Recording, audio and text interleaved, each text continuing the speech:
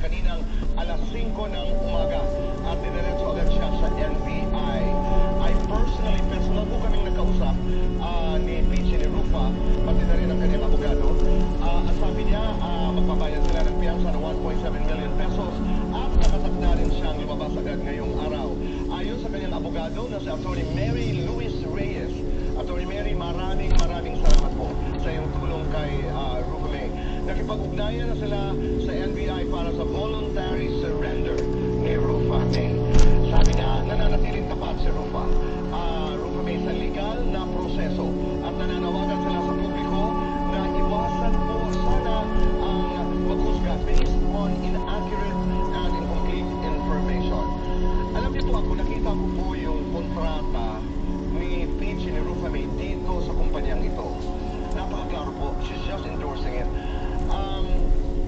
I don't know if I have to say this, pero nabayaran ko ng down payment. Sa pagkakaalam ko, 2 cheque na ako bilang endorser ang tuman ko. It's just confusing issue to me. Pero kami maasa na sana ito'y mabigyan na linaw. At kami papahagi ko natin sa inyo ang mga development tungkol sa kasong ito. We will try to get in touch with other parties involved.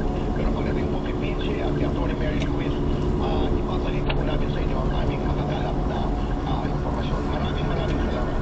Samantala, ngayong hapon po ay may hearing po na magaganap dito sa Pasco dahil ang ating mga bisita ay ang mga host ng GMA Yulon Podcast na pinamagatang Your Honor. Sila pa ay honorable.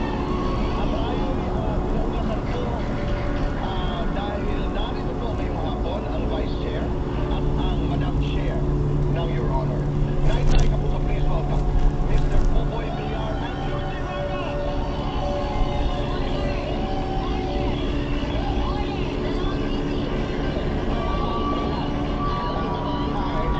Magandang araw po. Magandang hapon. Joseph, maraming salamat. Hello po. I am happy to see you. I haven't seen you in a while. Same here. Di ba po, kulang-kulang po tayo sa malapit ng pasok na taon.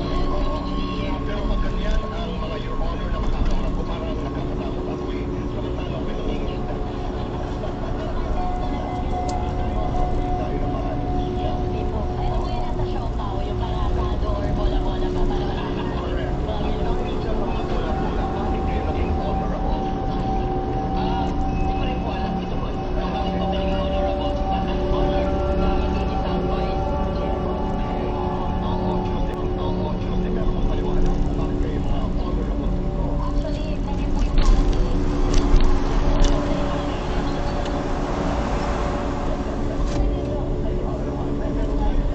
Dito. Pero ipaliwanag niyo sa amin, ano ba yung Your Honor?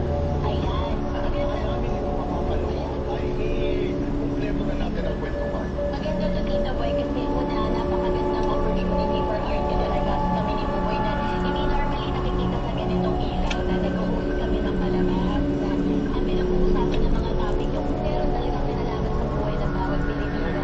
Hindi lang po basta komedya, meron po kaming gustong patunayan dito ni Buboy na sobrang ang mga intellectuals talaga tayo, yeah, well-read, learned people. Ayan. I didn't realize that there is an erudite side to Popoy Villar. So I didn't realize that you are an intellectual. How would you like to comment? Maraming salamat ako sa intellectual. Maraming salamat po Tito Boy. Pero nakakatuwa dahil tama, ibang ilaw, ika nga ang naka-spotlight sa inyo. And I'm just so proud of you. Tingin natin kung mapapanood, saan kung mapapanood? Tito Boy, mapapanood po ito pagkatapos po ng Tito Eton. That's Eton. Okay, 15 p.m. At Tito Boy, maganda po dito. Pwede po nila mapanood ng live sa YouTube. Pag hindi naman po sa YouTube, pag hindi po nila mapanood sa YouTube, ay pwede naman pumunta sa Spotify or Apple Podcast. Gano? Kung hindi ay personal akong sasampunin, lalo na sa iyo. Dahil madalas kang masasalubong tungkol sa mga bagay na nagaganap sa mundo at sa Pilipinas.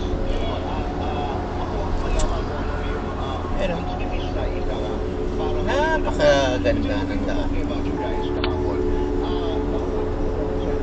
You are an unlikely pair. Hindi Oh, ayan eh. Actually po, may nag-message na lang po sa ako na talaga si Bubay. Tapos nakali lang po kami Oh! letter. Jeep na to, dahil pasero, tulin magpatakbo.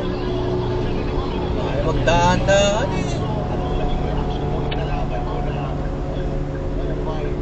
Opo, nung si Bubay, kasi ako po kasi kaibigan ko po eh.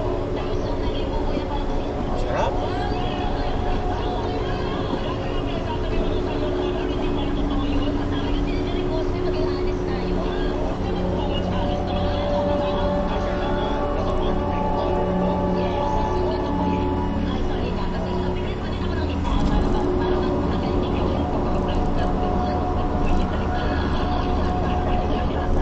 Bahagi yan ng proseso, di ba?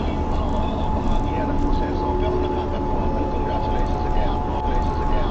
At sana supportahan po natin ang ating mga honorables sa your honor. Pero katulad ng sabi ko po kanina, I have a hearing na magaganap dito sa PASCO. Ay ito yung mga diskusyon in aid of PASCO. Okay.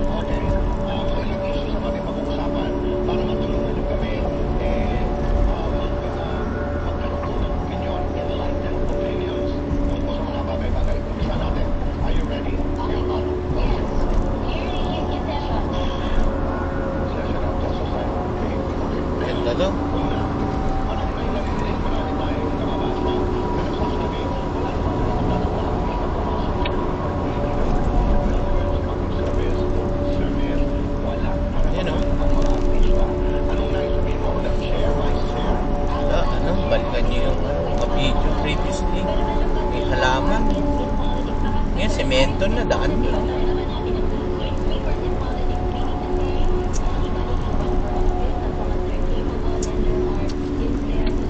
Well, pag na-miss nila yung dating kalsada, may babalikan sila.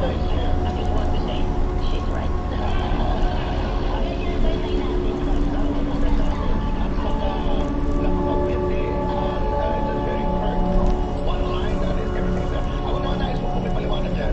And I'd like to take this chance na, kasi may nabasa ako last year na isang piece, it was an article which said, kasi parang what's causing currently political bankruptcy in this country is the entry of movie stars sa politika. Alam niyo po ako, mahaba ang aking diskurso tungkol dito, pero gusto na lamang,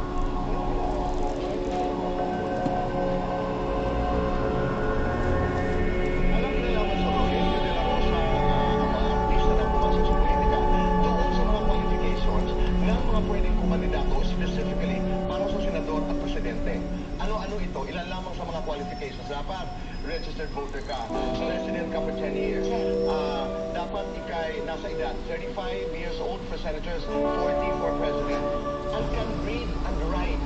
Kung may problema po kayo doon sa mga qualifications, naliyan lahat sa batas. Walang kinalaman ng mga artista dyan. Oo, kaya kailangan kumonsulta ka sa atin sa mga bagay na ganyan. Vice Chair. I can be a member, I can be your assistant. Okay, kailangan. I can be your staff. Hindi masyadong malaki. Sige, pangalawa. Ito may kinalaman dito sa mga paghihiwalay publicly ng mga celebrities. I think this is in view of the latest separation. Nalulungkot man tayo ng kaibigan mahal nating Barbie at Jack. Okay?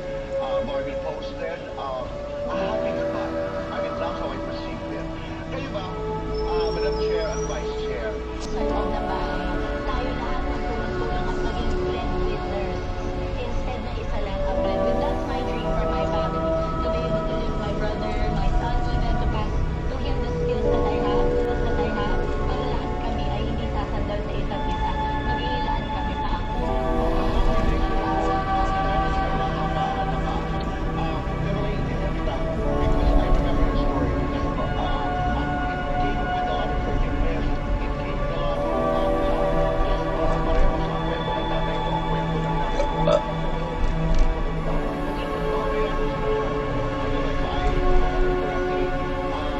You were the breadwinner for 8 people. At saka ito, when in your story, again, correct me,